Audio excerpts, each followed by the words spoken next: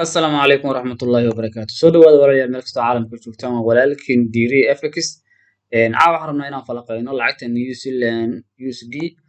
lacagtaas oon u dirnay by waqti hore waqtigaas oo ahayd 2020 bishii December 10keedii waxaan rabnaa inaan isla aragno lacagtan waxaan by ugu dirnay iyo waxa ay noo samaysay soo ujeedaanba lacagtu waxay ka soo laabatay double top hadda waxay ka soo laabatay double top wayna soo dhaqaaqday seel ayay noo soo aaday lacagtan waxaan way uga dirnay halkan iyadoo taagan oo dad badan ay u falanqeynayaan seel inay aadayso oo seel laga sugayay ayaan waxaan u falanqeynay inay halkaas soo taabanayso waqtiga hadda ay double topka soo samaysatay waa February 19 February ayay double topka ay soo samaysatay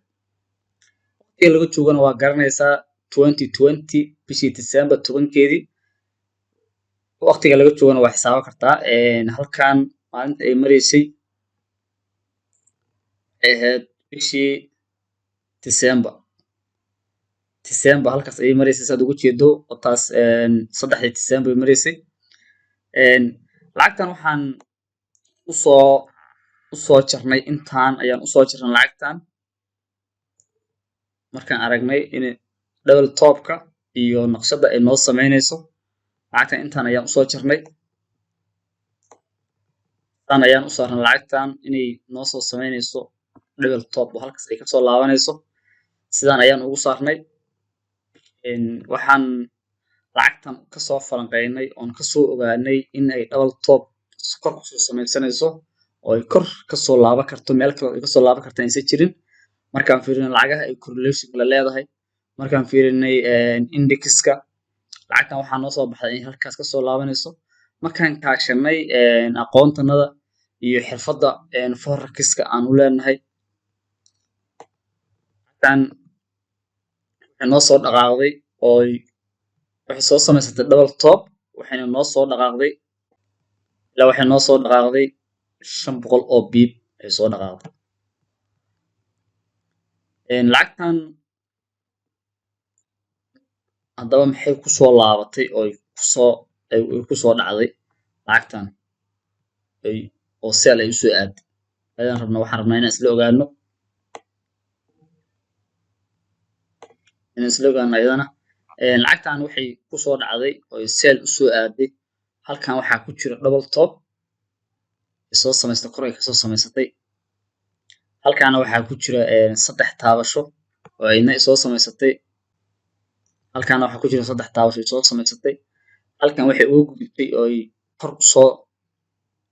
ugu gudubtay 3 taabasho ay ugu gudubtay kor soo taabatay waxay soo samaysanaysay double top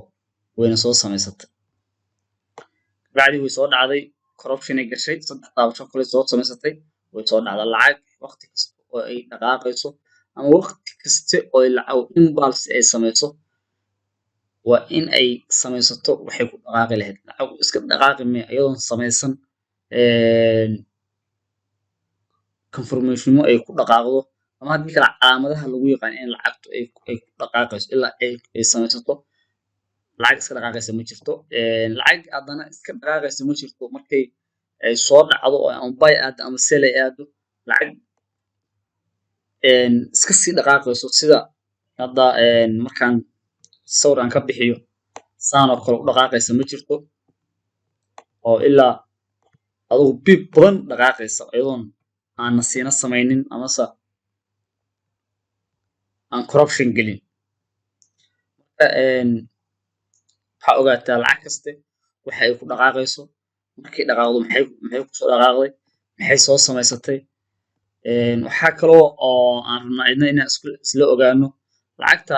xilliga ay soo samaysato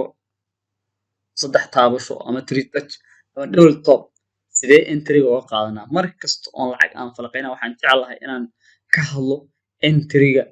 meelaha laga galayo iyo entry-ga meesha laga qaadanayo iyo inaad ogaato lacagtan waqtiga dhaqaaq leh hadda waqtigan ma yahay mise waqti kale waay hadda markaan tagno hadda one day aan joognaa high time frame window ee joognaa 4 hour markaan tagno waxaa meeshan aad ka arki kartaa halkan waxay ka samaysatay laba candle oo isla eg ay saxan ka samaysatay labadaas candle waa labada candle oo calaamadaha afarta calaamadood sida badan laga fiirsho lacagtu xilliga ay dhaqaaq samaynayso ama haddii kale ay confirmation ay bixinayso laga fiirsho labadan candle mar haddaad aragto candle buy ah oo candle sell ah oo isagii la eg oo soo daba maray waxay kuu sheegaysaa lacagtaas inay wajahadii ay u socotay ay soo bedelatay oo wajahad kala aadayso mana ahan in lacagtu waqti oo lacag laba candle oo isla eg ay samayso inay iska dhaqaaqayso waa in aad isku salaysaa labadii candle amase candlelada confirmationka ah iyo lacagta waxay kuu soo samaysay double top three touch calaamadaas inaad isku fiiriso saasna aad baalka leedahay aad ku jihayso amase lacagta aad gelitaanka aad gelayso ama haddii kale aad meel aad u dirayso intaba aad intaas ku samayso markaan kasoo tagno double topkan lacagaha meeshii kasoo laabatay lacagta halkan waxay ka samaysatay oo kasii dhacday lacagta candle kale laba candle buy ah iyo candle soo dabamaray oo say ka weyn ka dheer saas daraadeed lacagtii way sii socotay markaan kasoo tagno lacagtii mar kale oo ay halkan corruption ku gashay mar kale oo lacagtii ay dhicitaanka ku samaysay candle kale meeshan ka samaysatay rejection meeshan ka samaysatay waa calaamadaha lagu garto in lacagtii ay wajahadeedii bedelatay ama haddii kale ay dhaqaaq samaynayso meel kale hadda halkan kale sidoo kale sida lacagaha lagu garto markaan calaamadahaas aan ka gudubno waxaan kaloon isla fiirinaynaa lacagta dhaqaaqyada ay samaysay iyo meelaha ay wax isku ay samaysay hadda lacagta meeshan way kasoo dhaqaaqday halkan corruption ay ku gashay intii oo kale dhaqaaqday corruption ay gashay intii oo kale haddana dhaqaaqday markaad aragto lacag dhaqaaqdo dhaqaaq la mid ay dhaqaaqaysaa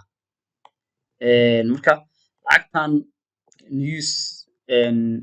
New Zealand USD xilligii aan falanqaynay markaan idin tusno oo aan Telegramka tagno Giriye Forex Telegramka markaan tagno lacagtan waxaan falanqaynay December 10keedii halkan saa ujeedaan waa 25 March markaan ku qorno meeshaan aan tegaynaa December waa joognaa waxaan tegaynaa 10keedii waatan lacagtan New Zealand halkan saa ugu jeeda calaamadeeda ku taal New Zealand USD waatan lacagta waqtigii halkaas ka qaadanay halkaas ayaan usoo jirnay intaan usoo jirnay iyada dhaqaaqday hore usoo dhaqaaqday dhaqaaq lamida inay dhaqaaqayso ay kor soo taabanayso saa ujeedaanba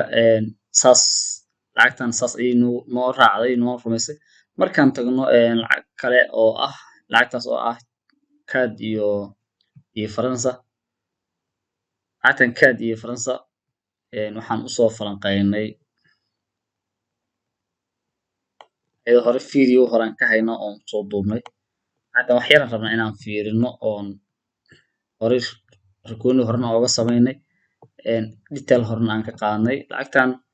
halkan waxay ka samaysatay 3 taabasho ay ka samaysatay double topna way samaysatay lacagtan waxaan isbuucan dhexdiisa ayaan video kasoo duubnay YouTube ku yaala waxaan lacagtan aan soo duubnay waxaan sheegnay in lacagtanu ay soo samaysanayso 3 taabasho ay kor ku soo samaysanayso waxaan ka hadlaynay intaan dhaqaaq ay dhaqaaqday iyo horey falanqeyn hore aan usoo falanqeynay anagoo ka hadlayna inay 3 taabasho haddana soo samaysanayso kor ku soo samaysanayso videogaas hore uga hadalnay iyo dhaqaaqii hore inoo dhaqaaqday iyo qaabka ay noo samaysay lacagtan way soo dhaqaaqday markaan fiirino maanta oo Jimco ahayd 3 taabashan ay soo samaysatay waxay noo soo dhaqaaqday 40 biib waxaan rajeynaynaa inay sii dhaqaaqi doonto meelahan ilaa meelahan ay tegi doonto ama meelahan ay kasoo laaban doonto marka meelahan kor u geli doonto. Ayadana intaas ayaan uga gudbaynaa markaan telegramka lacagtan aan tagno waqtigii aan sel usoo falanqeynay lacagtan kaadii faransa waxaan usoo falanqeynay waa tan in ilaa meelaha ay timaado aan usoo falanqeynay insha allah inta maadaan rajeynaynaa intaas ayaan videogana kusoo gaabinaynaa. Asalaamu calaykum waraxmatullaahi wabarakaatu.